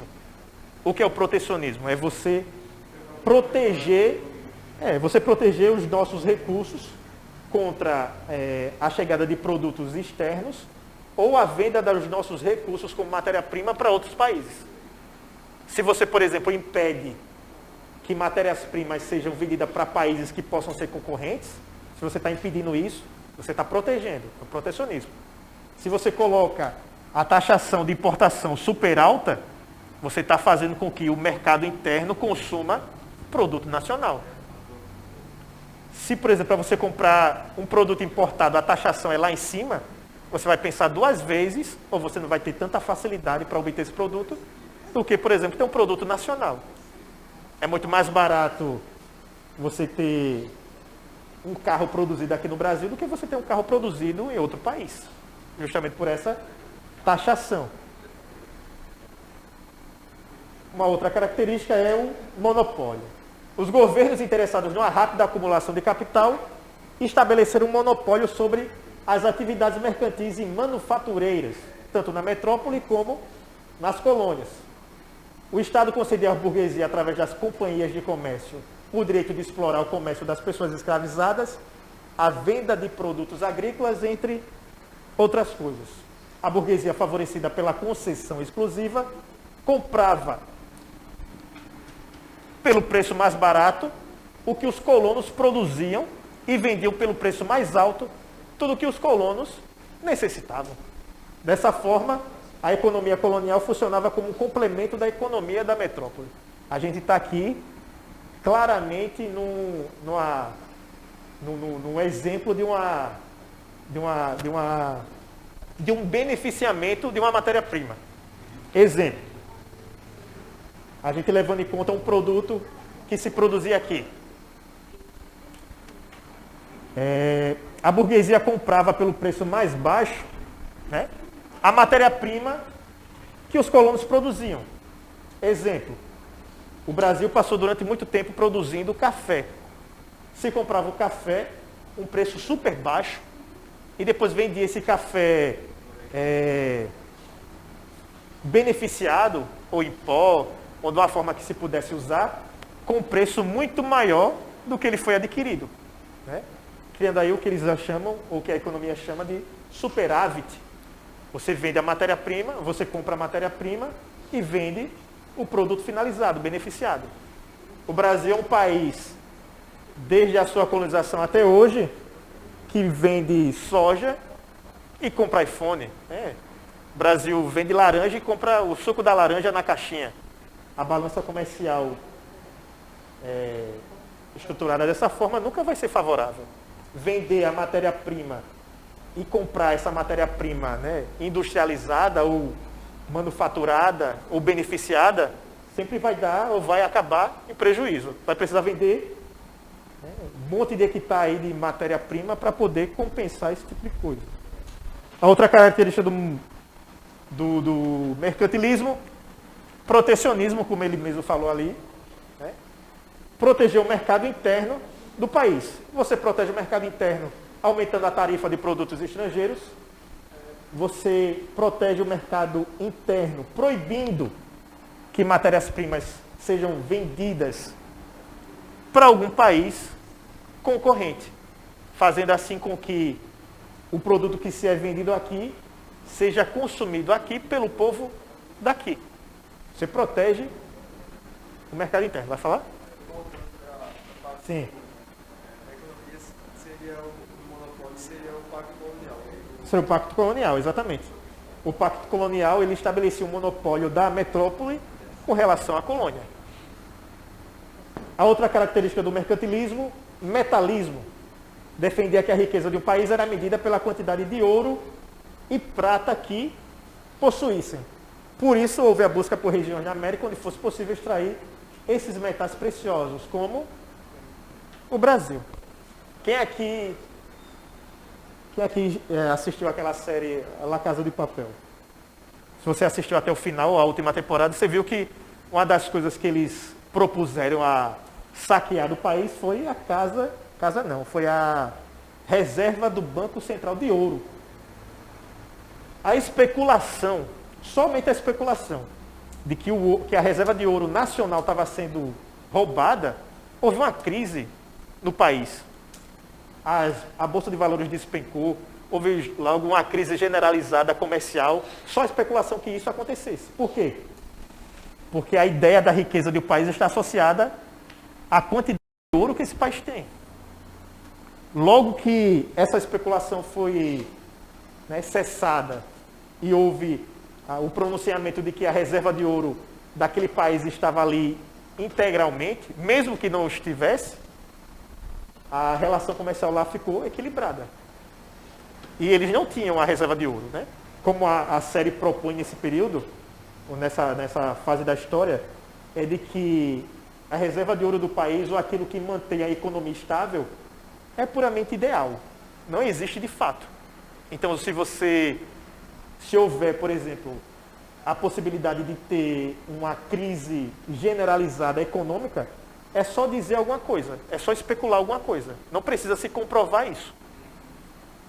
Se houver, por exemplo, o pronunciamento do presidente do Brasil dizendo: o Brasil está entrando em crise porque a quantidade de ouro que o Brasil tem é insuficiente para garantir os títulos públicos. O Brasil vai entrar num conflito enorme econômico por causa disso. Também, da mesma forma, se ele disser: o Brasil tem quantidade de ouro suficiente para garantir e ainda ter mais, né, o Brasil vai ter uma economia aí favorável enorme justamente por essa especulação. São características, né, resquícios aí do metalismo, onde atribui que a riqueza da nação está na aquisição ou na acumulação de metais preciosos. Se vocês, não sei se alguém daqui faz isso, mas se você, por exemplo, investe no Tesouro Direto, você vai ver que o Tesouro Direto, ou a compra, ou o investimento em algum título do Tesouro Nacional, está relacionado diretamente com o ouro da nação, para garantir que aquele seu investimento, se houver uma crise, seja ressarcido.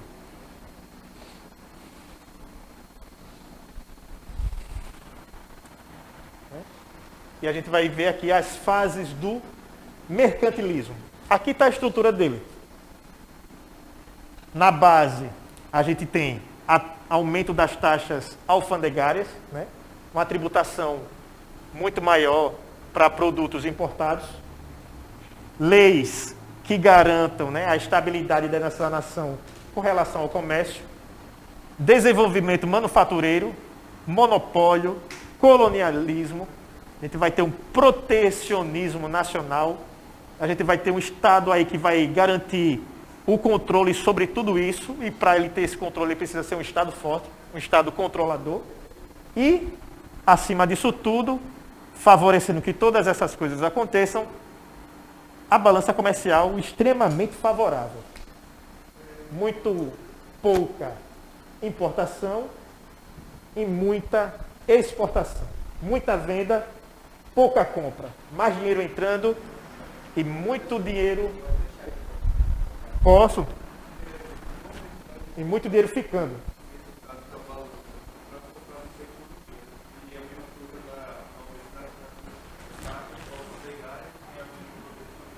Isso. Na área econômica, maior exportação, menor importação, que a gente chama de superávit.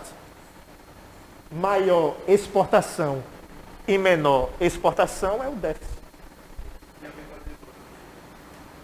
Também. Só que a demanda está mais associada ao mercado interno.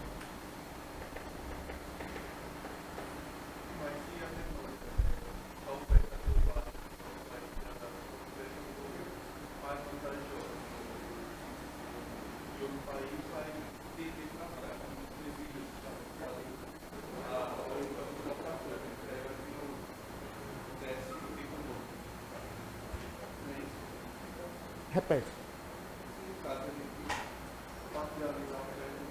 Sim. Oferta e demanda é a mesma coisa. Oferta e procura. Demanda e procura. É.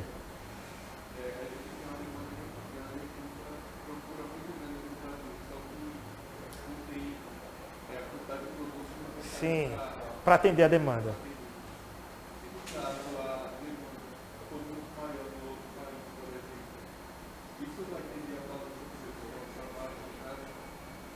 Só se o país ceder a compra desses produtos, né? Por exemplo, e tem muitos países que só vendem o excedente. Eles priorizam o consumo interno. Por exemplo, vamos falar aqui em um produto essencial, gênero alimentício, por exemplo. Eles favorecem ou priorizam que a população internamente seja abastecida daquilo. Se tiver o suficiente para a população ser abastecida e tem excedente, o excedente é que é vendido.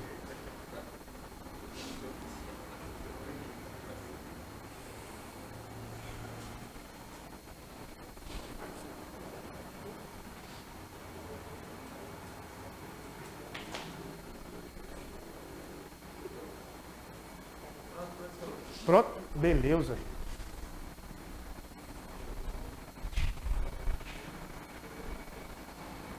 E aí a gente tem as especificações, ou as tipificações de mercantilismo. O primeiro deles, mercantilismo metalista. No século XVI, vigorava o mercantilismo metalista. A Espanha é o melhor exemplo dessa fase, pois enriqueceu com ouro e prata explorados no continente americano, mas como não desenvolveu a agricultura e a indústria, passou a importar produtos pagos com ouro e prata. Como as importações superaram as exportações, houve um déficit, a economia espanhola no século XVII entrou numa crise que durou um longo período. Eles tinham metais acumulados, mas não tinham produtos que eram capazes de manter a população assistida com necessidades básicas como alimentos. Por isso, eles acabavam importando muito mais do que exportando e pagando com ouro que eles enriqueceram. Próximo, mercantilismo comercial. E o exemplo do mercantilismo comercial a gente tem aí Portugal, que foi o país que demonstrou a maior flexibilidade na aplicação do mercantilismo, porque ele teve variações, teve metalismo, teve mercantilismo comercial, e no século XVI, com a descoberta do caminho marítimo para as Índias, pôs em prática o mercantilismo comercial, comprando e revendendo mercadorias de Oriente. Aquela pergunta, o que é que Portugal fazia antes de explorar os recursos naturais aqui do território americano? Vendia especiarias. Com a exploração das terras americanas, se tornou pioneiro do mercantilismo de plantagem, baseado na produção de açúcar destinado ao mercado internacional. É o mercantilismo que visa vender produtos agrícolas ou produzir massivamente um produto para venda. E no século XVIII, com o ouro de Minas Gerais, praticou o mercantilismo metalista. A gente pode ver aí que Portugal ele fez as 3 tipificações de mercantilismo. Portugal, nas nações que exploravam colônias, ou nas nações que tiveram colônias de exploração, Portugal foi um dos países que mais se deram bem com isso.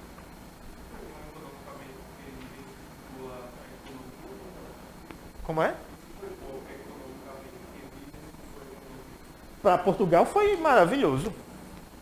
Para a colônia não, mas para Portugal foi ótimo. E tanto que quando a colônia deixou de ser colônia e passou a ser um país na independência, Portugal ainda para reconhecer, precisou receber de Dom Pedro 2 milhões de libras. O Brasil nasce como país, já nasce como país com dívida externa já de 2 milhões. O Brasil já nasce endividado. Existe o mercantilismo industrial, esse está muito mais caracterizado na França, estava voltado para o desenvolvimento de manufaturas de luxo para atender a nobreza e o mercado espanhol. Da mesma forma, procurou expandir suas companhias de comércio, bem como a construção naval. Essa política econômica ficou conhecida como mercantilismo industrial ou colbertismo, que é uma referência que se dá ao ministro Colbert, que incentivou aí esse tipo de mercantilismo. É uma produção específica para atender um público específico. E essa produção específica para atender um público específico existia porque existia demanda e existia oferta. E temos aqui o símbolo maior da consolidação desse poder único e centralizado, unificado nas mãos de uma pessoa que é Luís XIV, apelidado também de O Grande e o Rei Sol. rei da França, que reinou durante 72 anos. Né? É um dos reinados mais longos de toda a história. E analisando a materialização da imagem dele aqui nessa obra de arte, a gente vê que a pomposidade que ele se apresenta, ou como ele está sendo figurado aqui, é tudo propício para engrandecer a ideia dele. Roupa, uns veludos vermelhos aí, um cajado na mão, e tudo aquilo que o destaca de todo o resto da população francesa. Quando ele expressa o seu ideal de o Estado sou eu, né? Não existe nada, nem ninguém, nenhuma instituição reconhecida que possa interferir numa ordem, num desejo ou num comando de um rei absoluto como ele.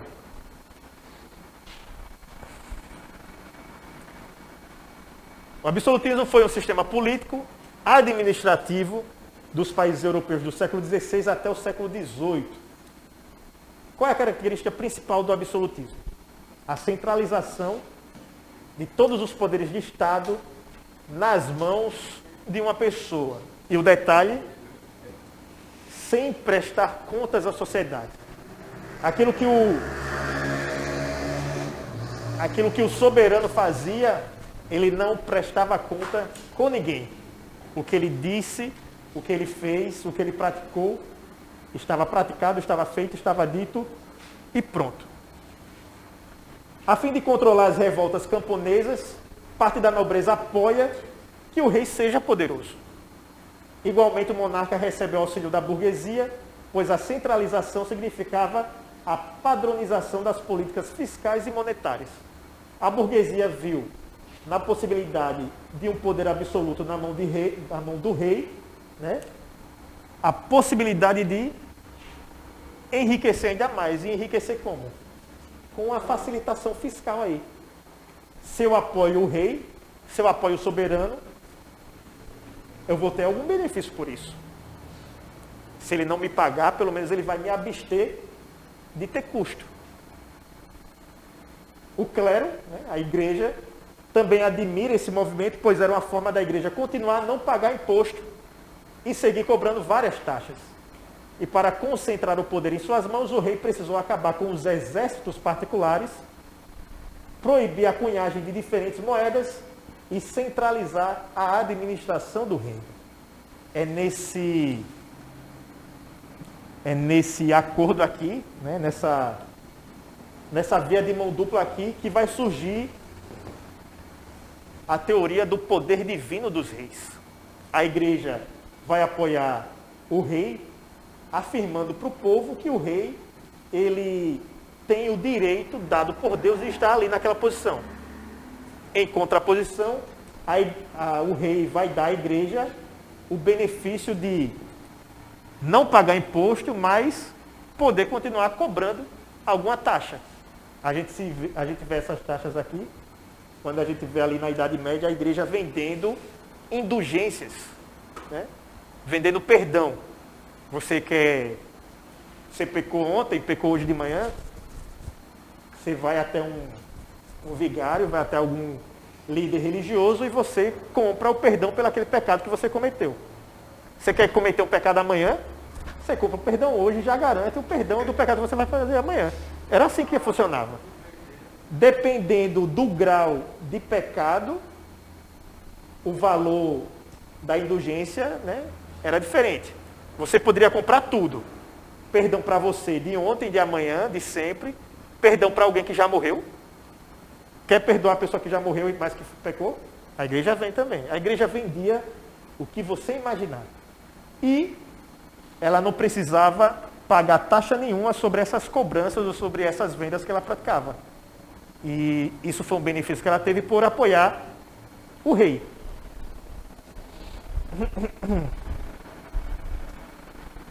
E esse apoio da igreja ao rei, ele se dá por um teórico, né, chamado Bossuet, E existiam outros teóricos também, como Maquiavel e Thomas Hobbes. Maquiavel, vocês já devem ter ouvido falar muito nele. Aqui no Brasil, quando um candidato ou quando um político ele quer se manter no poder, é aconselhado que ele leia Maquiavel. Maquiavel é o manual de todo político que quer se manter no poder, porque ele ensina isso. Uma frase clássica de Maquiavel, por exemplo, quando ele escreve a sua maior obra, que é O Príncipe, é a seguinte: um líder, um soberano, ele deve ser temido e não amado. O povo deve temer o seu soberano e não amá-lo, porque se temer, esse soberano pode fazer o que ele quiser sem a repreensão do povo. Agora, se o líder for amado, ele não pode fazer o que ele bem entender, porque esse amor do povo pode ser transformado em ódio, mas o temor não. É muito melhor ser temido do que amado. É o que Maquiavel pregava, propunha, proliferava essa ideia, que as pessoas acabavam, né, absorvendo isso e praticando. Defensor do Estado e dos soberanos fortes, os quais deveriam lançar mão de todos os meios para garantir o sucesso e a continuidade no poder. Maquiavel se afasta da justificativa religiosa e descreve a política como algo racional e sem interferência espiritual. Outra conclusão que Maquiavel vai ter, além do é melhor ser temido do que amado, é todo fim, parafraseando Maquiavel, ele vai dizer, todo fim ele vai ser compreendido ou aceitado independente do meio. Se o seu fim, por exemplo, é o bem, não importa o meio que você vai usar para chegar aqui. O que importa é o fim. O que importa é a finalidade, é o fim, é a conclusão do processo e não como vai se chegar nele. Se até o processo desse bem aqui, ou a paz, por exemplo, for guerra, fome, devastação, morte, não importa. Não importa que vai chegar aqui. É o que Maquiavel defendia. Thomas Hobbes, teórico do absolutismo também, para fugir da guerra, o que ele defendia? Para fugir da guerra e do Estado, para fugir da barbárie, do estado de barbárie, os homens uniram-se num contrato social e atribuíram poderes ao líder para protegê-los. Hobbes, Rousseau e John Locke, esses três teóricos, eles vão ser chamados de teóricos do contratualismo. Do contratualismo, que eles vão defender um tipo de contrato que a sociedade estabelece ou concorda para que se siga uma harmonia e que a sociedade permaneça. Hobbes ele vai também tratar acerca da natureza humana, o qual ele defende que a natureza humana é uma natureza egoísta e por isso os homens precisam se unir num contrato social para que a natureza humana permaneça existindo e não acabe um matando o outro. Foi Hobbes que disse, por exemplo, o homem é lobo do homem. Imagine uma sociedade em que não existe um contrato social, por exemplo. Imagine uma sociedade em que você possa exprimir a sua liberdade sem temer as consequências dela. Já teria matado alguém, não já? Também teria já sido morto, né? Oi? Você vê pela internet, né? Você está ali, protegido, ninguém vai me atacar, quer dizer, ninguém vai me infligir nenhuma possibilidade de morte, nem eu vou infligir a ninguém, mas eu posso exprimir a minha liberdade aqui. Thomas Hobbes defendia que se os seres humanos pudessem serem livres de fato, acabariam se matando, acabariam se destruindo, porque a natureza humana é uma natureza egoísta, que o homem, antes de qualquer coisa, ele pensa em si, e só. Até faço um desafio para vocês. Pense em qualquer ação humana, por mais benéfica, benevolente, altruísta que ela possa parecer, é uma ação egoísta. E você está pensando em você. Sempre.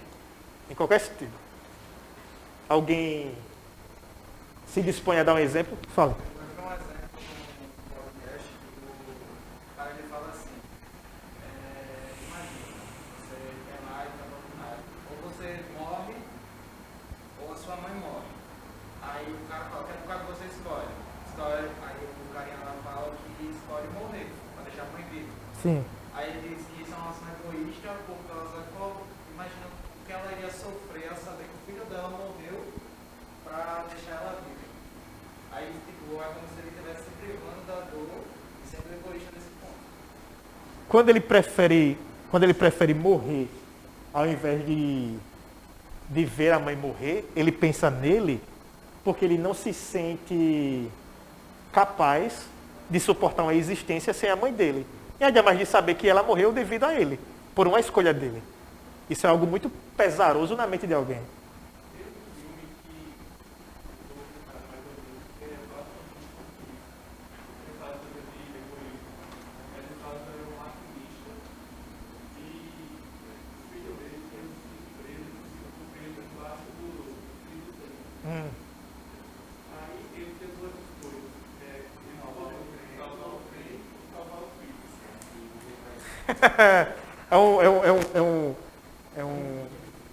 Esqueci o nome.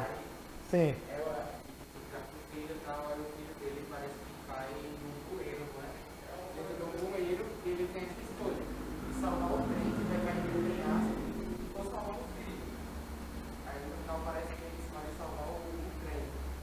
E vive, depois mostra que o trem como ele vive sem filho e tal. Se a gente parar para ver situações mais, vamos dizer assim, mais naturalizadas, pensando numa ação real que possa ter no nosso cotidiano, lembrando e levando em consideração que o ser humano é egoísta, segundo o que Hobbes diz. Imagine que, como é seu nome? Rafaela. Rafaela, imagine que você largou aqui e vai para casa. Aí você vai para casa e você vai de ônibus. Aí você vai até o ponto de ônibus ali e vai para casa. Aí nesse meio tempo, nesse trajeto aqui, você encontra no meio do caminho um pedinte. Uma pessoa que você vê assim claramente num estado de vulnerabilidade social enorme. A pessoa está pedindo alguma coisa para comer. E se você não puder ajudar essa pessoa, ela vai acabar catando lixo na rua para poder se alimentar. O que é que você sente? Você fica triste. Se você pudesse ajudar essa pessoa, você ajudaria? Essa ação que você está fazendo de ajudar essa pessoa é uma ação egoísta? Você está pensando em você quando faz isso por ele? Acho que isso está falando assim. O quê? Pessoa não se sinta mal e não queira ajudar. Exatamente. O fato de você se sentir mal ou incomodada com aquela situação incomoda você a tal ponto de você interferir para aquela situação não incomodar mais você. Então, segundo Hobbes, por mais benéfica que seja a ação, por mais altruísta que seja a ação, você está pensando em você, na sua satisfação naquilo, independente do que seja. Vai ter outros dois teóricos, né, que é Locke e Rousseau, que vão dizer que Hobbes está errado. Né? Exato. Hobbes diz, o ser humano ele nasce egoísta, ele é egoísta, está na natureza humana isso. Rousseau vai dizer, não, o ser humano é bom. O ser humano é bom por natureza. Agora, quando ele é inserido na sociedade, a sociedade corrompe a bondade dele. Aí é que vem a pergunta. E quem corrompeu a sociedade? E Locke vai dizer, o ser humano nem é egoísta e nem é bom. Ele é uma folha em branco que vai ser preenchida pelas experiências que ele vai ter. Que no final das contas ele vai ser egoísta mesmo. Que as experiências que ele vai ter no mundo corrompido é experiências de corrupção.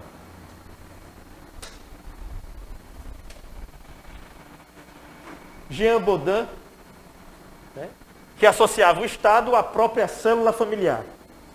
Segundo Baudin, o poder real seria ilimitado, igual a um chefe de família.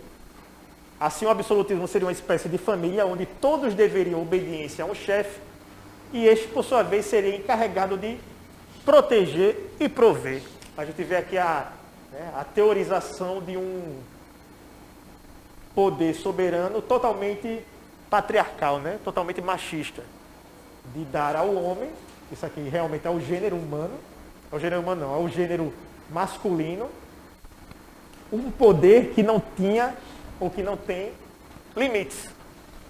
E Bossuet, que é o teórico que defendia o direito divino dos reis. Segundo Bossuet, que inclusive foi um dos teóricos mais utilizados durante esse período da história, o poder de um rei, ou a posição do rei, foi uma posição que o próprio Deus entregou diretamente a ele. E assim a vontade do rei era a vontade de Deus. E Bossuet foi o principal teórico absolutista do rei Luís XIV na França. Não poderia ser diferente, né?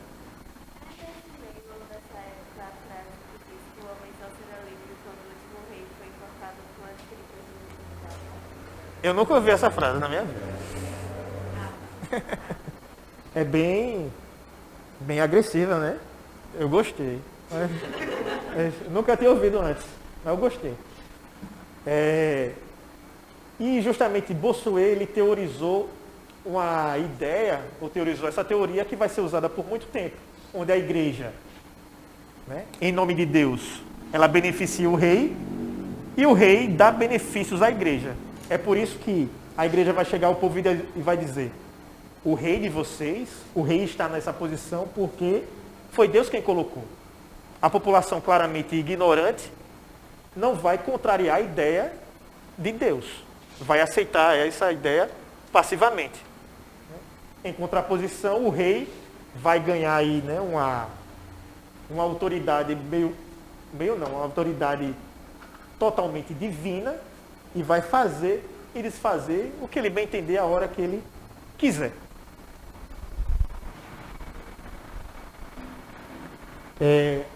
A nossa continuidade se daria pelos estados absolutistas e alguns reis absolutistas e os exemplos que eles fizeram. E depois tem algumas questões.